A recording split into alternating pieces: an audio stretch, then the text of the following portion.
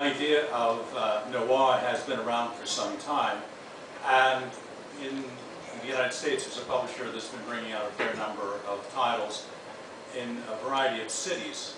For example, there is Manhattan Noir, Berlin Noir, Los Angeles, Brooklyn, Boston, Queens, San Francisco, Dublin, Mexico City, Rome, Moscow, but there was no Bangkok. And it seemed to me that given the richness of the stories and storytellers that live in Bangkok and live in Thailand and Asia, that it was an opportunity waiting to be taken. So the first thing was to try to assemble a good cross-section of writers, people who are known for their writing, mainly fiction, but some of the members of this book, I guess you're not a member of a book, but writers of this book have also written distinguished nonfiction. About half of us are here tonight, the other half are on the road in various places. For example, Tim Hallinan, who's up for an Edgar Award for his book, The Queen of Patpong, is in Los Angeles, not able to join us. Says hello to all of you, and I'm sorry I couldn't be here, but it's an honor to be represented in this anthology alongside such fine writers. Pico Iyer, who I think maybe a number of you will have heard of, a very well-known travel writer and novelist, is in Los Angeles interviewing the British author Colin Tudron this evening, and he can't be with us, but sends his best wishes as well. So I was able to attract a fair number of, I think, very exciting, accomplished, award-winning writers to contribute to this series. We're very fortunate as well to have people like General Bassett, who's here on my right, and Tu Banog, who have contributed wonderful stories to Bangkok Noir, brought texture about the city and about the noir genre that would otherwise be missing without them. And of course, we have John Burdett, who's here, who's just here returning from his time in France, and despite the jet lag, was kind enough to be able to come here tonight and to participate. Many of you will know of John's books, particularly Bangkok 8. And they have been international bestsellers everywhere, and deservedly so. Dean Barrett is here. Glad to have Dean. Dean has been writing about this area as long as anyone that I know, over 30 years. He's got books set here in China and elsewhere. And the books are wonderful reads.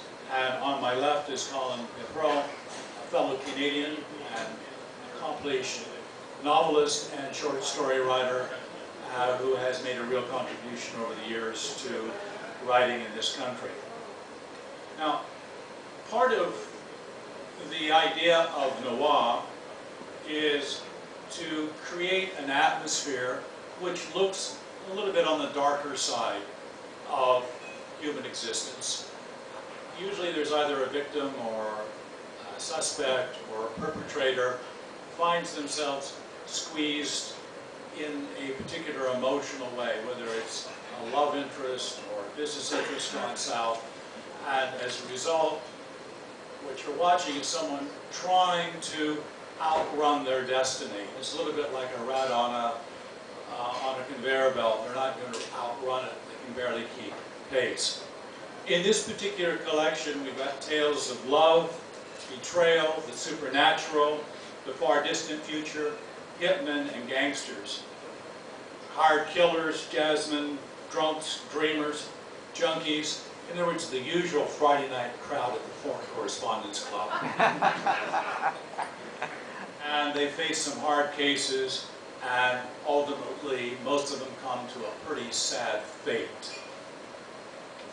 One of the things about noir is there's a certain kind of fatalism that's attached to the stories. It's as if the person's destiny is part of their karma, and as we know in this part of the world, karma is earned from a prior life, and the merit or the demerit from that life follows you into your current existence. So I think that you'll find in this collection a number of various writing styles, and you will find 12 different visions of what the short story is about, which is put a man up a tree, throw a stone at him, and get him down. Now, before I turn it over to the other writers to say something, I think, noir is something that's become very popular internationally, and it's the kind of storytelling which takes crime into a particular kind of dark attitude or perspective.